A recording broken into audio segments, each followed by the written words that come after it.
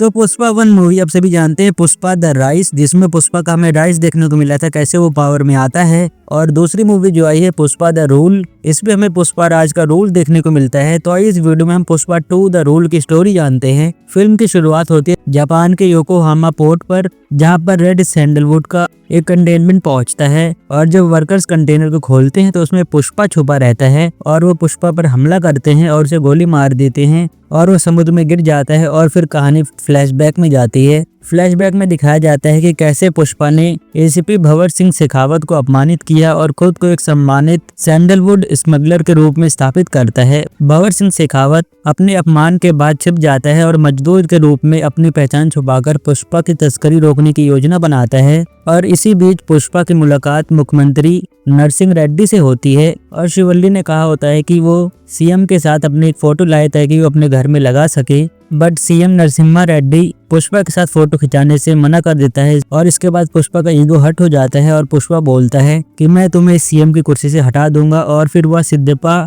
को नया मुख्यमंत्री बनाता है। और पुष्पा 2000 टन रेड सैंडलवुड को बेचने के लिए मालदीव से अंतर्राष्ट्रीय खरीदार हामिद से मिलता है। वह 5000 करोड़ जुटाने की योजना बनाता है और वहीं भंवर सिंह, मंगलम श्रीनु और दक्षयानी मिलकर पुष्पा की योजना को नाकाम करने और काफी तगड़ा प्लान बनाते हैं। लेकिन पुष्पा अपनी चतुराई से असली लकड़ी को बैलगाड़ियों में छिपाकर चेन्नई पहुंचा देता है और वो सब कंटेनर पकड़ते हैं तो उनमें लाल चंदन की जगह नॉर्मल लकड़ियां मिलती हैं। और अनजाने में भंवर सिंह अपने छापे में नकली लकड़ियां मिलने पर वह खुद ही पुष्पा की मदद कर बैठता है और इसी से गुस्सा होकर भंवर सिंह उन लकड़ियों को जला देता है और उसे भी मारा हुआ दिखाया जाता है। और फिल्म में पुष्पा की पत्नी शिवल्ली को पता चलता है कि वो प्रेग्नेंट है और पुष्पा इसका सेलिब्रेशन कर ही रहा होता है, तभी उसकी भांजी कावेरी को कुछ लोग किडनैप कर लेते हैं और उसको सेक्सुअली असॉल्ट करने लगते हैं। दरअसल ये गैंग उस सीएम की थी जिसको पुष्पा ने हटाया था, उसी के रिलेटिव होती है बुग्गी रेड्डी और उसकी गैंग। वो कावेरी को किडनैप करते हैं बट पुष्पा पहुंचता है